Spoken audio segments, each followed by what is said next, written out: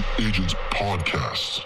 Welcome to the LabCoatAgents podcast. And I'm laughing because Jeff usually does that. It's reversed today. I love this, man. I love this. And today, guess what? We're going to be interviewing Jeff Pfitzer, of all people. He not only runs our podcast, for those of you who tune in religiously, thank you. He's also a regional manager at USA Mortgage over in St. Louis. And since I've met him, he's expanded so much into other regions. I mean, he's even working with us out here in Los Angeles in Ventura County. But something I didn't know in preparing for this, dude, you're a graduate of Webster University in St. Louis. And when I was there, I drove by that college. I was like, oh. And then now I just find out this morning, I was like, this is cool. And not only that, this all makes sense now, by the way. You graduated with a degree in media communications. It's true. Dude, yeah. You've been hiding that from me. That's crazy. I mean, so first of all, this is weird. I was like holding back from talking on the microphone to intro myself because I'm so used to being on the other side. So this is cool. Thank you for having me, first of all. Second of all, media communications, when I went to college, I graduated in 99. So I just completely aged myself right there. My final, we had to create a product. This is actually a really good story. I've never talked about this in a long time. We had to create a product from scratch in college, and you had to create a radio commercial and a print, print ad. So that's dating myself, right? Because now you would do social media. The product that I created in the sophomore of college and then carried it through to my senior year where I did my final thing, it was called Erecto. And it was a pill that Jeff, would help. This is not that kind of show, Dude, Jeff. The funny thing is, this is before the little blue pill. And if I had only had the foresight to actually create the little blue pill, and it was a joke, and I created ads with like, the Washington Monument in the background and things like that. I had fun with it. I had to sit in front of all these professors at college and present Erecto, the pill that would help, enhance your sex life. Dude. And your name is very close to Pfitzer. Yeah. Right. Yeah. Who came out with the little blue pill. Who knew? You guys were always thinking the same thing. Look at that. I was just immature, dude. I was just immature. That was the only reason I did it. Honestly, I like the name Erecto better. Just so you know, you've got my vote. Thank you. All right. So thanks for joining us today, Jeff. And I want to get a little bit into how you started, how you grew, because you've grown this massive organization out in St. Louis. And I think a lot of us can learn from that process, right?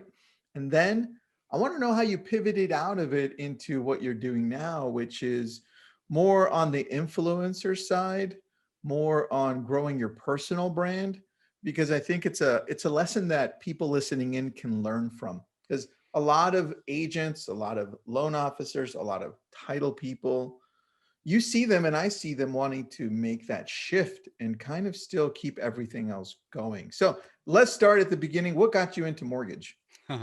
Monster.com. No joke.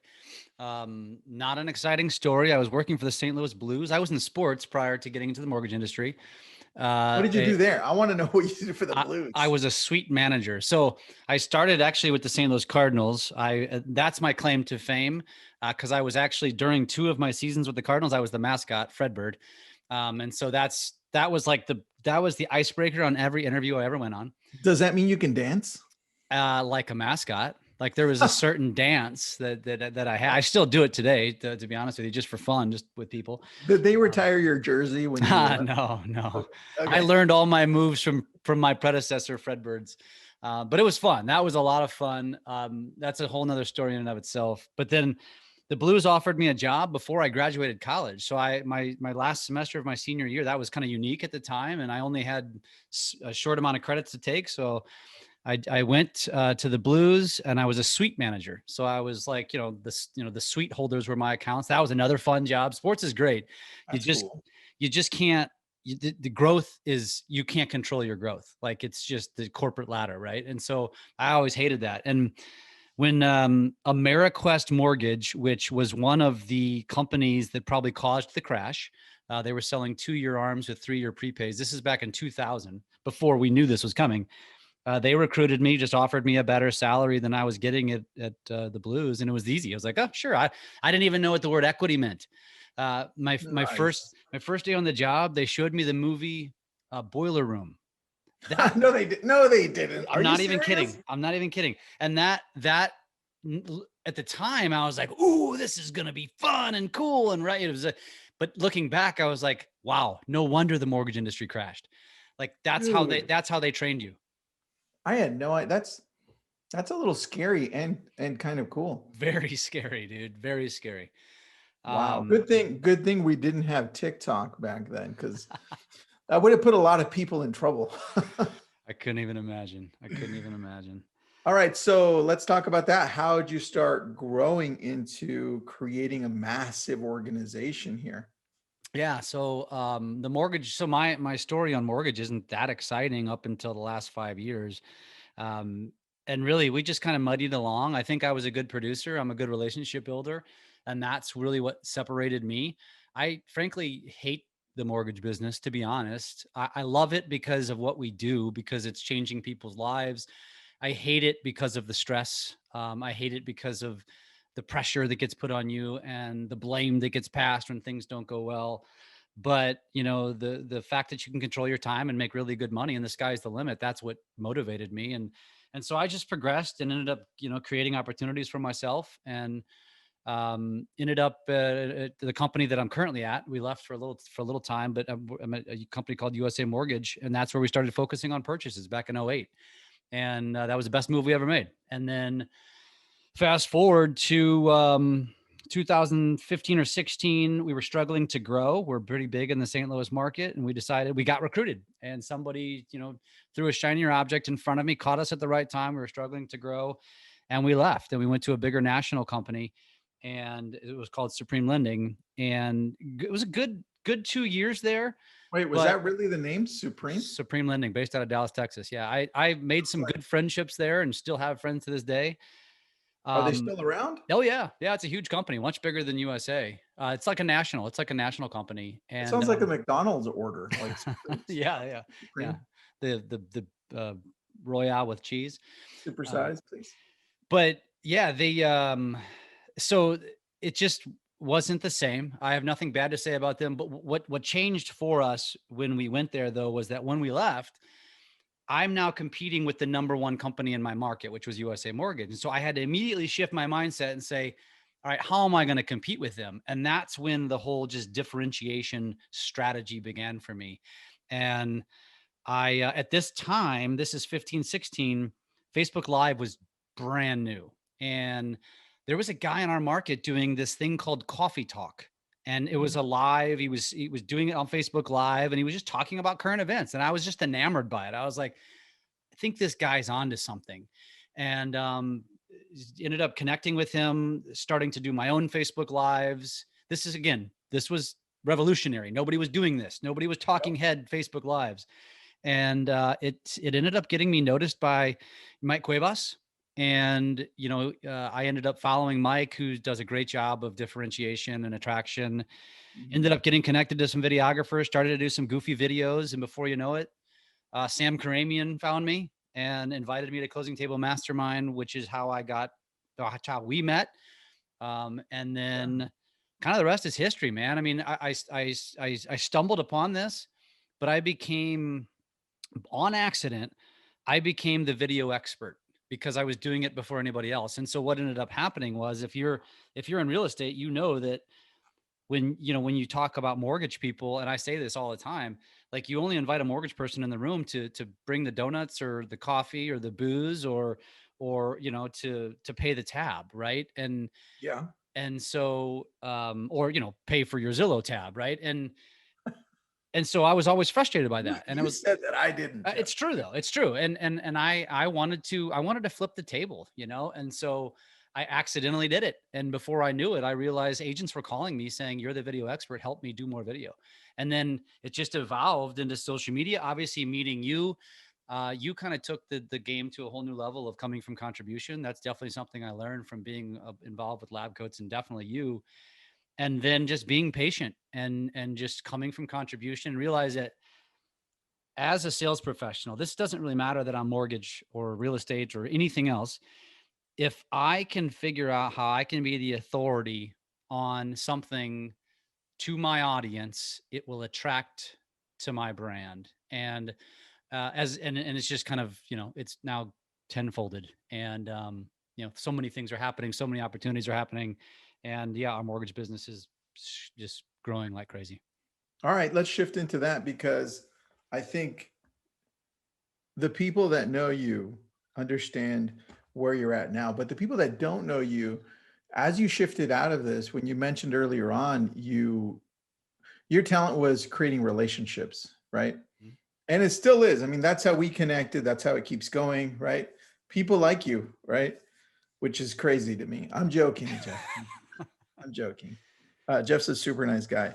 And so the relationships part, so that people listening in, that opened up a lot of doors for you because you're a very likable person. I mean, look, you tell me that you're a little pushy, but I really don't see it. I think you're like one of the sweetest guys I know. And that's probably because you're pushy. I'm doing this quotation mark in my fingers.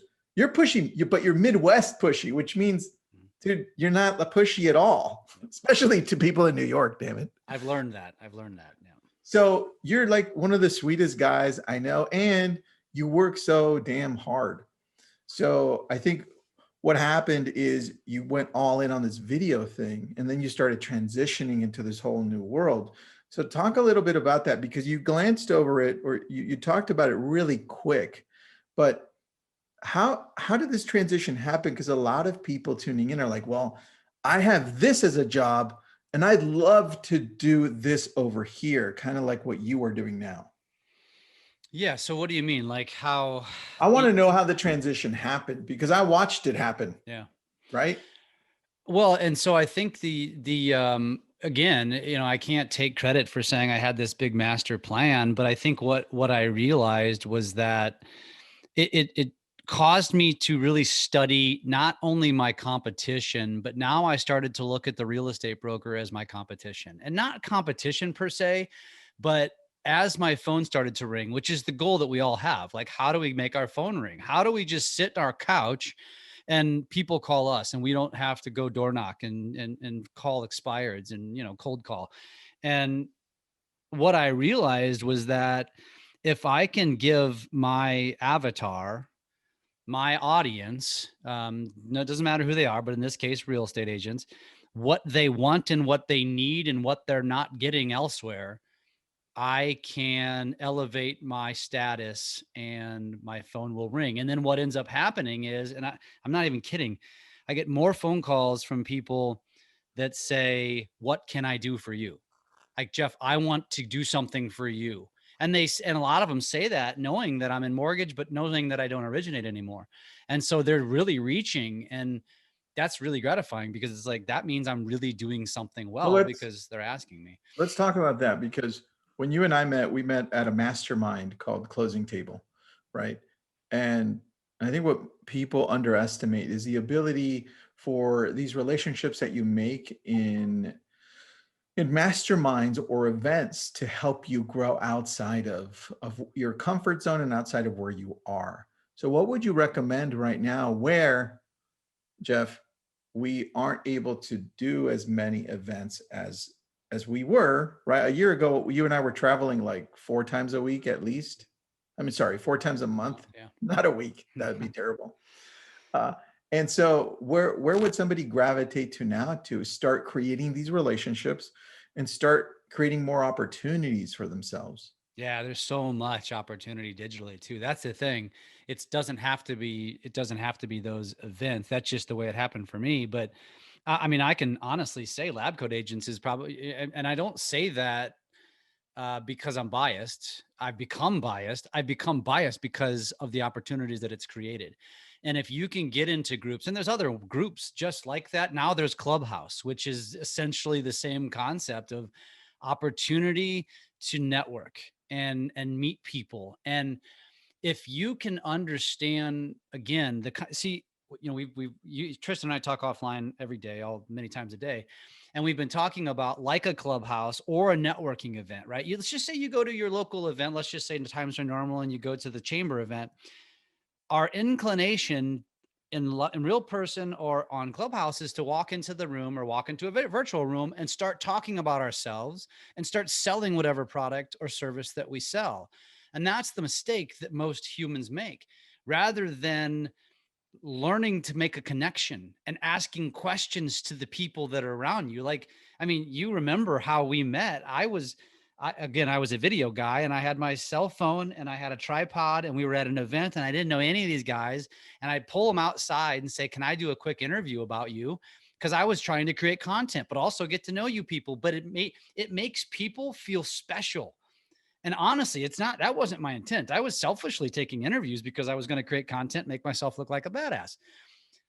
But in the reality, when I step back, I'm like, it made it easy for you and Roland and Sam and all those guys to be like, yeah, hell yeah, come interview me, because it makes people feel special. And I've just kind of learned that ask questions and listen better. B, figure out how you can deliver value to anybody. I mean, Tristan's a great example. And this is again, a true story. It just so happens to be that you're interviewing me, is that I told you this, I accidentally brought you value. And then all of a sudden I come to realize, holy crap, this is my way in. And now, look where we've advanced to. I mean, you're like going to be the best man in my third wedding. I'm kidding. That's right, dude. That's right. Well, the third wedding that you're remarrying your second wife. Right. So. But I mean, that's the truth, is that if you can figure out, so selfishly, I met Tristan, I learned about LabCoatAgents. I was like, dude, will you do an event in St. Louis? Didn't realize this was like on your bucket list for the business and nobody would follow through with it. And so I just did what nobody else did and followed through, and it blew you and Nick away, and the rest is history. And all of a sudden we're doing a ton of things together. But the point is, it doesn't matter if it's a customer avatar or a mentor avatar, an influencer avatar that you're trying to get in with. If you can figure out how to bring them value without, can I pick your brain, or how can you help me grow my business? Like that means you're coming for you. You have to make it about them.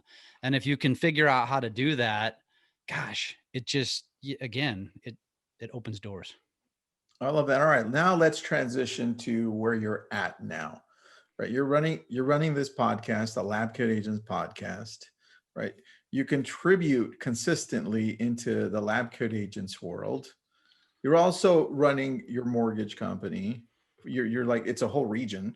Now it's like outside the region. It's everywhere. Right? You're part owner into Business Video School, right?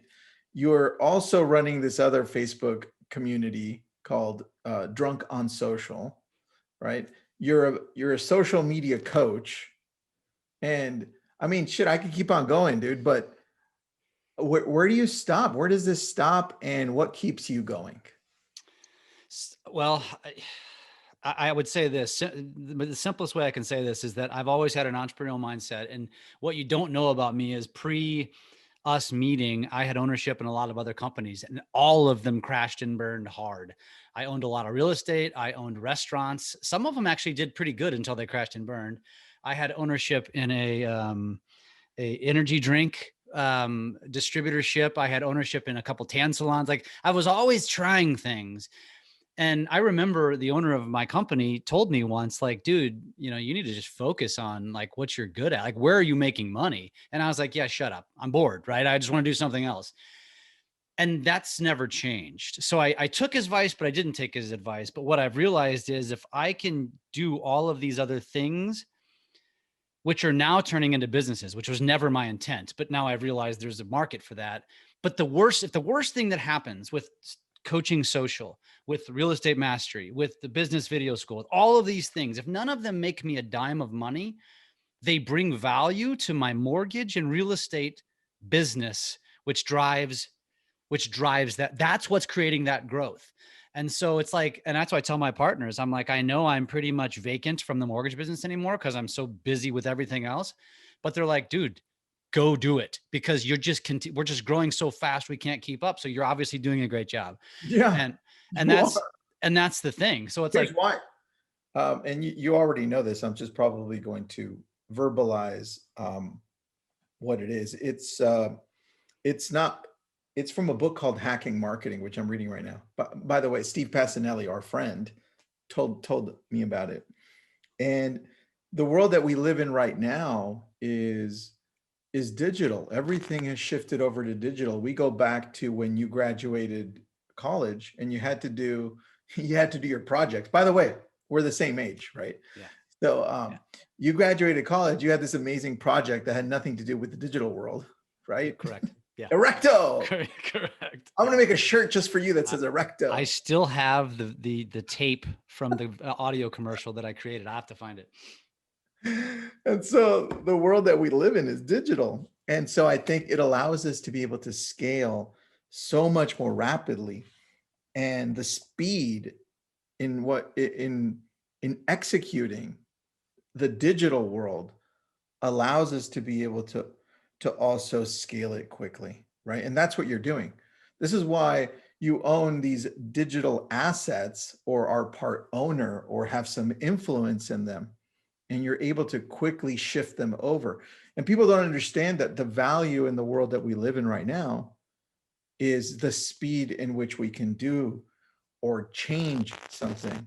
This is why I look at companies that have digital space, right? That's where we need to be. And so you understand that and you're ahead. So if you're listening in, Jeff, how can we, as people listening to this, how can we shift into this space more or play in it at a higher level? I mean, embrace. I think that's the thing that most people don't do. We talk about, and I'll give the two best examples. It's actually ironic. I was just talking to an agent within the last hour, and he called me about Clubhouse, and I pointed out to him. Um, then I talked to him about Drunk on Social, and I said, Tristan and I have really shifted our focus, one of our focuses, to being out ahead of everything. And what I realized was, like with video, like, again, accidental, but I realized, holy crap, if I can embrace something and work through the objections and work through the criticism, because I got a lot of it. Like, I was doing the off the wall videos that nobody was doing at the time. So people just assumed, if you get in front of a camera, you should be talking about your business. And Mm-hmm. I just thought that was boring. I didn't, maybe that's just the way my mind works. And I took criticism for putting out the goofy dancing videos that I did. This is pre TikTok, by the way.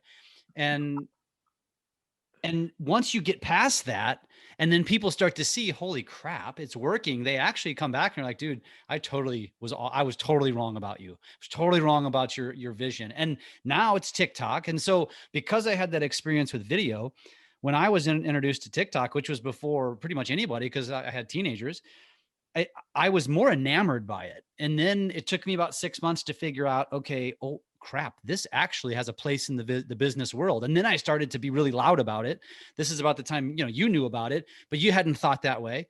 And some of our some of our social media mentors also hadn't thought about it. And so I quickly realized, and I think I told you this, like, I have nothing to lose by promoting and being on a TikTok. If the worst thing that happens is I'm wrong, everybody will forget. But if I'm right, no one will forget. Yeah.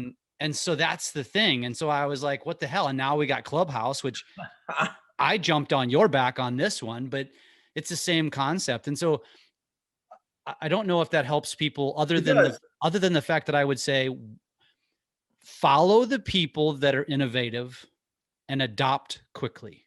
Okay, so I'm gonna go deeper on that, and I want you to explain what's happening right now with Clubhouse, because it's a mindset shift. It's quick, right?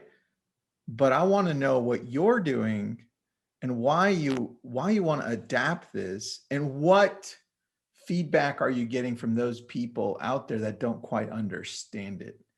Why jump into this so quickly? Well, I mean, you know that first of all, I questioned the hell out of you. I questioned Tristan like with 100, I peppered him with 100 questions on Clubhouse because I didn't think he didn't have a good answer that I accepted is the truth. And then finally I got it and I was like, okay, I get it.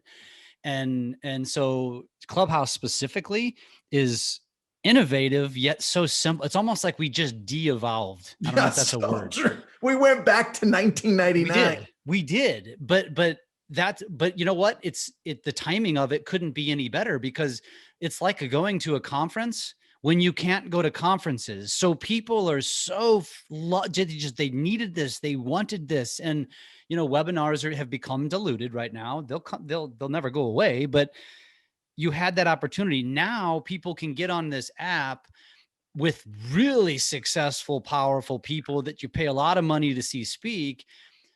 And now you can even raise your hand and ask a question.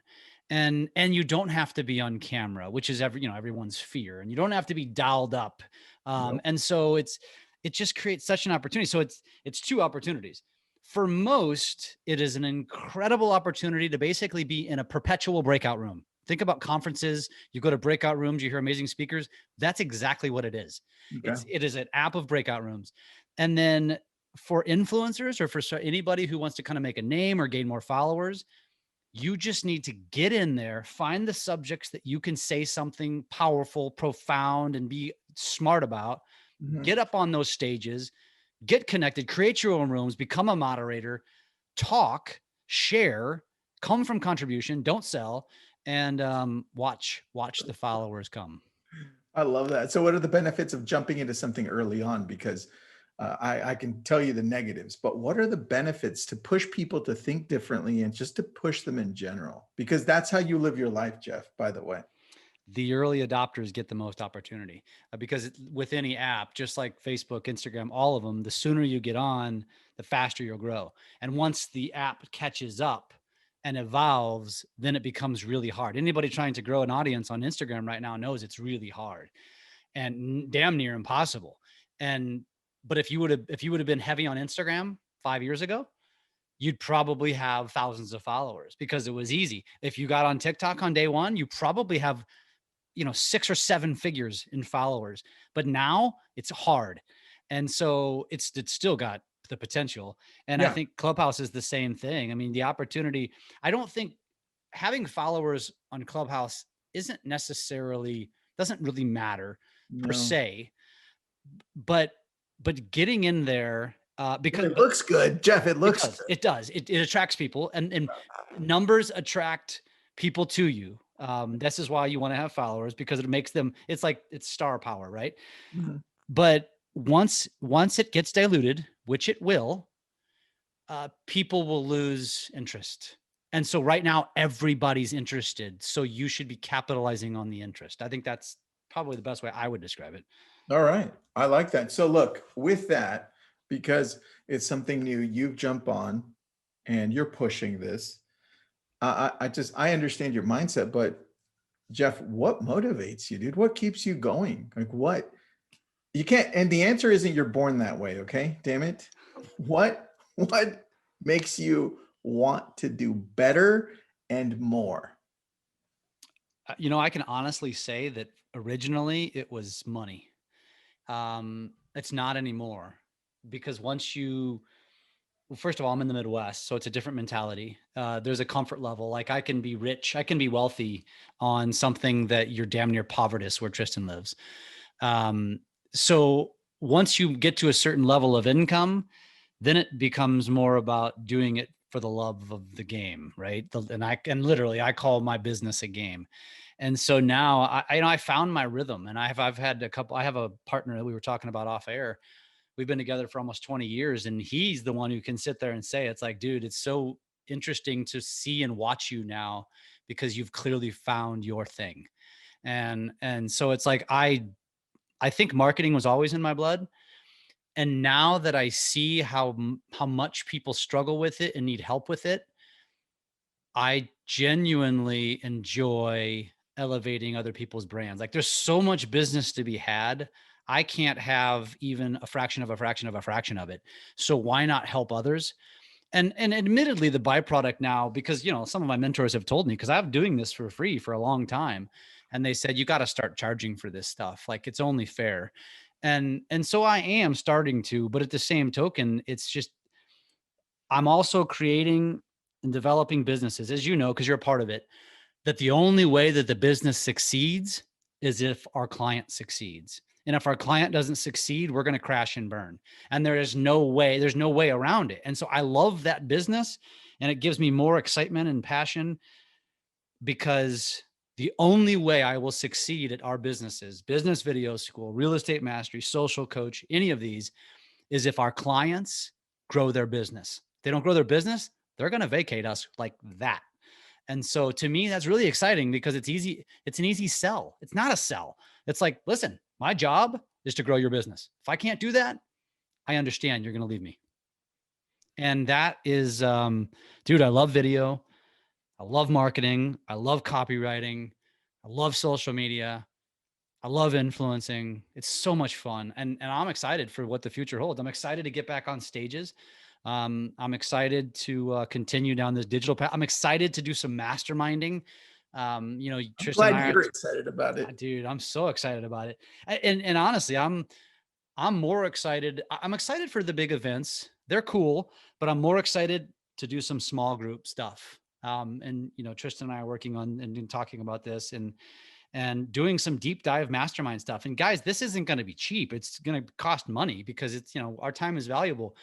But the reason I'm more excited about that is because we're going to get intimate with each individual and really get to teach them things while we're masterminding and learning. And I think that, to me, that's what I look forward to. That's what I want to do. I want to coach. I want to continue. And the byproduct is my mortgage business continues to grow. Dude, I don't think I'll ever retire. I really don't think I'll ever retire. I found something that I love. Yeah. There's no retiring from this, dude. The next thing we're going to go on is Face Snap House Talk. That's the next one. Say that again. Face House Snap Talk. Did you just invent that? I just invented it, but whatever. It's coming and you're on it. All right. So I have a question for you in regards to more personal, more family stuff. And how is it that you balance the family aspect of it and the personal? I'm talking physical here, because you're working out, like, I think you work out 23 hours out of the 24. And then with all of the things that you're doing with work, how does that balance work? It's hard, man. That I'm not going to lie to anybody. I don't follow a schedule either. I don't belong to a 5 a.m. club. I think all of that stuff is fairly hokey, to be honest with you. Now, I do have a natural discipline, so I don't have the necessity to follow those things. I've studied them, and I consider it doesn't work for me. I do get up early-ish, not early by 5 a.m. standards. I do have the discipline to work out. I've built that into my game. I mean, you know where this started, which was 2018 and 2018. And it's kind of become an addiction ever since. I realized inspiring people attracts them. And not only does it attract them, but it also makes them raving fans. And you're having a massive impact on their life when it comes to physical and diet and that sort of thing. And so I forgot the question. Oh, you know what? Damn it. I don't know if I'm going to repeat it. I'm joking. How do you keep the balance? How do I balance? Yeah. Yeah. How do you keep that balance? It's hard, man. A supportive spouse is an absolute necessity. A spouse that gets it. My family, especially when it comes to social media, because as you know, Tristan, like, we're dialed in 24/7. It doesn't stop. Like, when I go on vacation, I don't stop posting. In fact, I probably post more. It's just personal. And because I enjoy content creation and I enjoy sharing my life. And so, it takes family adoption. It takes children adoption. It takes family. And my kid now, my family loves it. Like, it's all about, they love being a part of it. Right. Both my daughters have influencer status in their world. Like, they're good at it. Which is nuts. Dude. It really is. On that, not on the influencer status, but right before, when you said it takes family, meaning your family, like immediate children, family, mm-hmm. and your wife, spouse, it takes their support. Can you explain to me how that got there? Because this is what I hear a lot of. And look, there's no wrong or right way. It's what works for you. But I hear, it doesn't happen to me, Jeff, but I hear some spouses, and this comes into work, right? Mhm. Some spouses say, hey, you know what? We're in the middle of something. Put your phone down. Yeah. Or, hey, you know, you should really not be doing that right now. What? And that doesn't happen in my world, right? But how did you get to be able to have your spouse be comfortable with you most of the time being on? Yeah. That's tough. I mean, I don't know that I can answer that because it's different for each individual. I do believe that there is, well, first of all, there's pain in anything, right? If you're if you're wanting to run a 5K and you've never run a mile before, there's going to be pain. And if you want to become a social media influencer or build up your brand on social media, there's going to be pain along the way. And that pain is going to be that, look, I get stuck in my days. In fact, I've barely been on social media today, and I have a list of things I need to post. I'll do them later tonight, Mhm. which means I'm going to be doing it during family time or after the kids are in bed when maybe we could be watching TV. And so you have to sacrifice some things. Like, I don't even barely know what Netflix is. I mean, I know what it is. I don't ever watch it though. I don't have time for it. And I used to be a big sports fan and watch sports all the time, and I don't do much of that anymore. And You see why I don't watch sports anymore? I You get see? it. I get it. They're in the background. But I do believe that, I think if the question was, how do you get your family to support it? Yes. It's, How? it's a delicate balance of powering through and kind of proving that it works, because once you prove that it works, the adoption becomes much easier Is there because, any is there any sit down moment where you're like, hey, honey, you know, husband or wife, this is what I'm attempting to do. oh yeah. I just need your support on this. I know it sounds freaking crazy, but I need your support. Honestly, thinking back about this, because I don't think about this question, I brought my wife to the first closing table, and I had no idea what I was going to. Right, so it was an event. Right, it was at the Ritz Carlton and Laguna Wait, Beach. your wife was there? She was there, yeah, I just don't know not in the room. that. It was a vacation for her, Oh, but the point is she was there, and she came through on the happy hours, and she didn't know who these people were. But I think there's just a sense, like, she realized, okay, this is something that Jeff's going to be really passionate about, because I included her. And I include, like, just like you do. It's like, as often as my wife wants to travel with me, I bring her with me, because I think it's important for them to experience it and see it, to understand it and accept it. And I think I hate to say it, but a lot of humans, like, they look at those conferences as a way to get away. And that's the wrong attitude, because first of all, you should be going to the conference to learn, not to go get drunk. Um, that's y- such a good point. it- Not to get drunk and not to hook up and that's not to it. not show up. Exactly. And you don't have to have a spouse who wants to go to the conferences, because believe me, my wife doesn't. She's like, there's a beach, or I could go listen to Tristan speak. I'm going to take the beach. No offense, Tristan. Um, She doesn't know who I am, so it's okay. my wife knows you very well. I'm joking. But yeah, but I mean, I think I do now thinking about it, I think that has a lot to do with it. I think if you want to get spousal support, include them. First of all, it's just a conversation, talk to them. But when you have the opportunity to do these kind of things, if they can see it firsthand and they can feel like they're included in it, even though she has no inclusion whatsoever and doesn't want it, but I included her in the trip.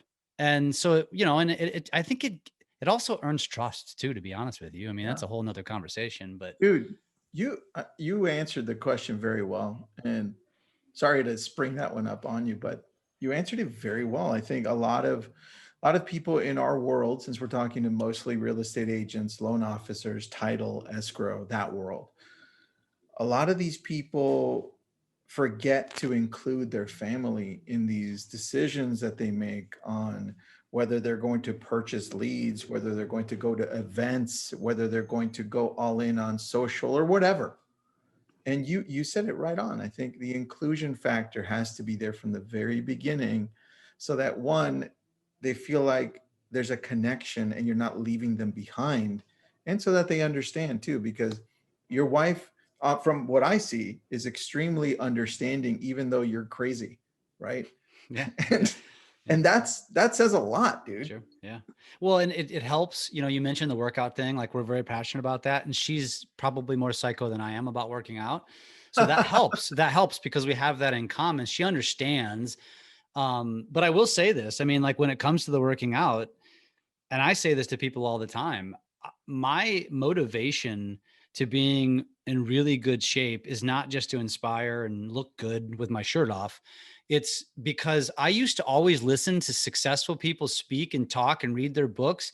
And I swear, all the people that I was enamored by were triathletes and super athletes and long distance runners. And it was like, what's the common denominator here? And it's like, there's something to it, and it's got to be the discipline that the discipline that's created in that part of your life that carries over to your work life. I'm not saying that you can't be overweight and be successful. That's obviously there's people that disprove that, but go find like 25 successful people, and you're going to see that probably 23 of them are in really good physical and just good physical shape. They probably eat right. They probably exercise, and they didn't start there. Like I think a lot of people just assume, well, they're rich. Of course they are, but nobody started. It's like John Sheplack. I think about him all the time. That dude's a beast, and he works out at like 3 a.m.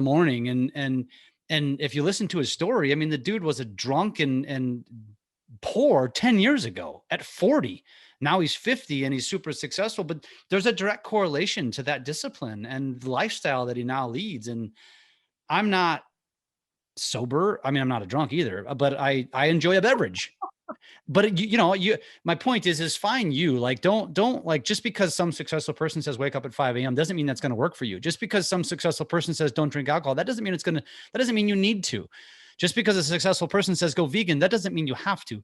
Find what works for you, and make it your own. But I will say that there is a direct freaking correlation with your mental state, with your energy first, and then your energy drives your mental state, your positive state, and that all leads into a successful work life, which is what we're talking about here. And so I do believe it works. I agree with you, man. Very, very true. All right. So what's next? And what should listeners right now be looking to do next? Where should their attention be? They should call me. I will sell them something. No, I'm kidding. Gosh, we just unpacked a whole hell of a lot.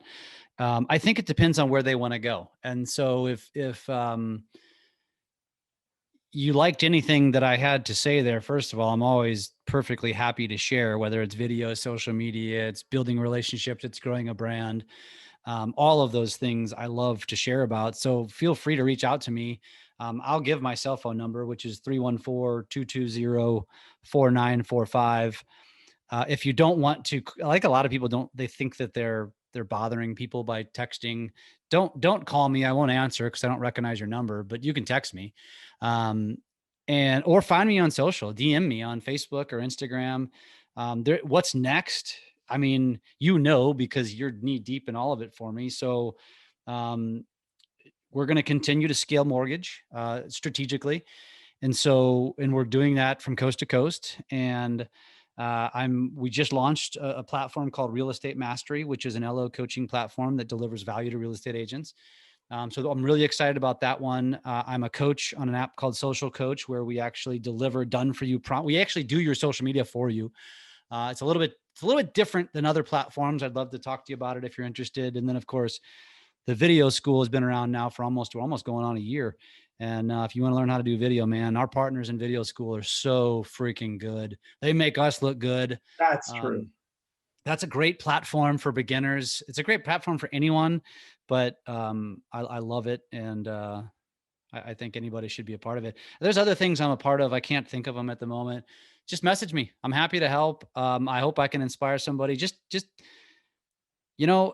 I will tell you this. If you're struggling, you came out of 2020 over, like, you gained weight, that's the first mindset that needs to shift, in my opinion. Like you got to get your body right, because getting your body right will get your mind right. And I will tell you right now, you're going to go into the gym just like everybody does in January and February. And then I don't see you in the gym in March, because you've already given up, because you're not willing to battle through the pain, because going out and running a mile or getting on the stair stepper or, lifting weights because you can't lift what you think you should be able to, sucks.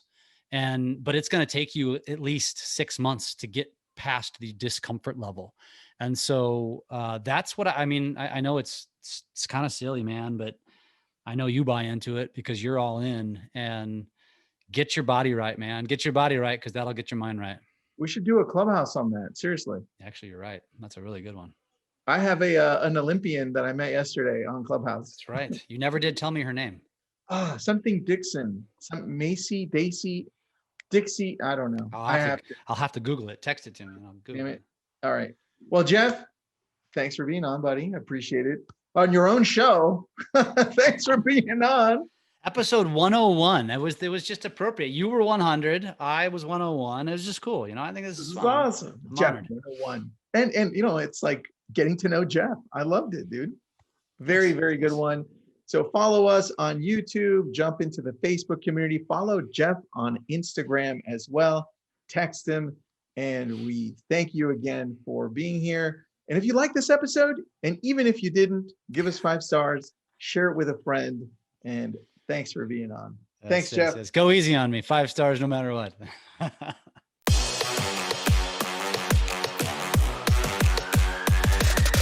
LabCoatAgents Podcast.